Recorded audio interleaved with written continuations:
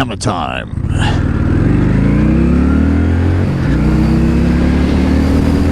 So you're a first-time rider. Have you thought about a Shadow?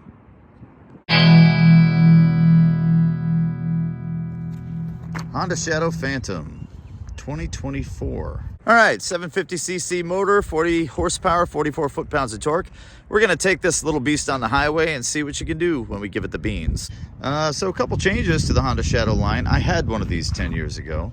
I had the Honda Shadow Aero. Put 12,000 miles on it in 1 year. It was a very reliable bike, very highway capable, low seat riding position. This seat is incredibly wide and comfortable, and that's stock. What is new for the Shadow lineup this year is finally they got rid of the drum, and you now have a rear disc brake. You also have an ABS option on this bike. You can put that on for $300, except apparently in California you cannot have the ABS option on the Honda Shadow. Don't know why. 3.9 gallon tank, very, very good on gas, 55 miles per gallon-ish. So yeah, you're gonna get about 160, 170 miles out of the tank. Maybe start looking for a gas station around there. I'm gonna take it on the highway and tell you what I think. Let's go for a ride. My motorcycle saw its shadow. 6 more months of winter. You got 5.1 inches of travel in the front, 3.5 inches of travel in the back. Reasonably comfortable. Mr. LaForge, engage warp drive. That was kind of weird. I was kind of doing a Shatner, but the lines would have been from like Jean-Luc Picard. One could say it was cross-trekking. The thing is, this does have a 64-inch wheelbase, so it's very, very stable. Turn signals do not self-cancel. Alright, we're going to take it on the highway, see what you can do. You know, for a 750cc, I know 40 horses, but, you know, you've got a 560-pound wet deal going on here, and, you know, 40 horses for 560 pounds wet, I mean, that's not terrible. Hammer time.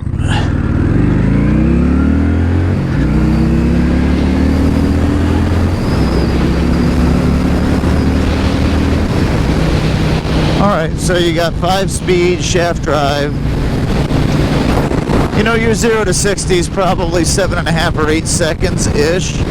You've got a wide ratio 5th gear to deal with your upper end. I do not have a tachometer, but you can hear the motor, you can feel it winding out. Let me see, 560 pounds wet, pretty stable on the highway. It's actually kind of a windy day. Not a super heavy bike, but the wheelbase, 64 inches, that's really, really good stability in a straight line. And yeah, this is very highway capable. I'm doing 70, and I'm going up to 75. Yeah, it's got a ways to go. There's nothing wrong with this bike. This is a great starter bike. It feels kind of light, feels kind of nimble. Look into my eye. Motor has a good soundtrack. You know, you can hear the motor kind of winding out. The brakes are brand new, so they've not been really, the pads have not been really broken in yet. They haven't gotten all scored up yet, so, you know, still the brakes feel bitey. The clutch pull is really light. It's not as hard to pull back as my Victory Hammer, you know, but here, let's get it rolling. Let's do another run real quick. Yeah, man, you can really lean this thing over. As you can see, it's really nice. We'll just wind that out really nice. You know, you got good mid-range on the motor, actually. You can hear it winding up into its mid-range. It's got pretty good pull in the mid-range, in absolute honesty. It's very highway capable, though. I am much more comfortable on this, if this was my first bike, than I would be on a Rebel 500, and especially better than the Rebel 300. Alright, let's take it up a bit. 75. Yeah, it's dead stable. It's a windy day. It's not getting bopped around or anything. And it is a very windy day today. So, I mean, that says a lot. I know, I loved mine. To be honest with you, I put 12,000 miles on it in a year. First year I had it, it was the second bike I'd ever bought. I liked it a lot. Mine had a drum brake. I was never wild about the brakes. I never thought they were that good. A couple other things. I didn't like the inner tube tires. I picked up, you know, in the course of a year, I had 2 nails. I had to swap out inner tubes twice. That's no fun. If you're a fan of my channel, you know I've had 17 motorcycles. I keep 4. I ride every single day. And You know, if I get a puncture, man, I pull the nail out and I smack a bacon strip in it. Kind of hard to do that when you've got spokes. You got to take the inner tube out, take the wheel off, put another inner tube in it. Oh man, it's a pain. It's a pain. I went through that, and you know, I would never want to go back to that. But that's the only thing I could see. The glaring thing I have against this bike really is it would look much better with a set of mags and tubeless tires.